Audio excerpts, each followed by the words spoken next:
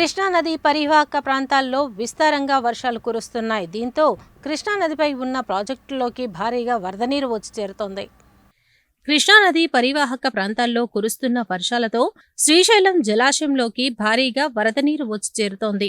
ప్రస్తుతం ప్రాజెక్టులోకి 3,40,902 క్యూసెక్కుల వరద నీరు వచ్చి చేరుతుండగా 57,289 క్యూసెక్కుల నీటిని బయటికి వదులుతున్నారు.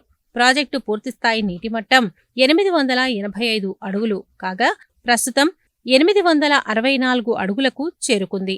పూర్తిస్థాయి నీటి నిల్వ సామర్థ్యం 215.8,070 టీఎంసీలు కాగా ప్రస్తుతం 118.9,050 టీఎంసీలుగా ఉంది. కుడి ఎడమగట్టు విద్యుత్ కేంద్రాల ద్వారా విద్యుత్ ఉత్పత్తి చేసి 57,289 క్యూసెక్కుల నీటిని దిగువకు వదులుతున్నారు. నాగార్జున సాగర్లోకి 52,261 క్యూసెక్కుల వరద నీరు వచ్చి చేరుతుండగా త్రాగునీటి అవసరాల నిమిత్తం 6,344 క్యూసెక్కుల నీటిని వదులుతున్నారు. ప్రాజెక్టు పూర్తిస్థాయి నీటి మట్టం 590 అడుగులు కాగా ప్రస్తుతం 506.70 అడుగులుగా ఉంది.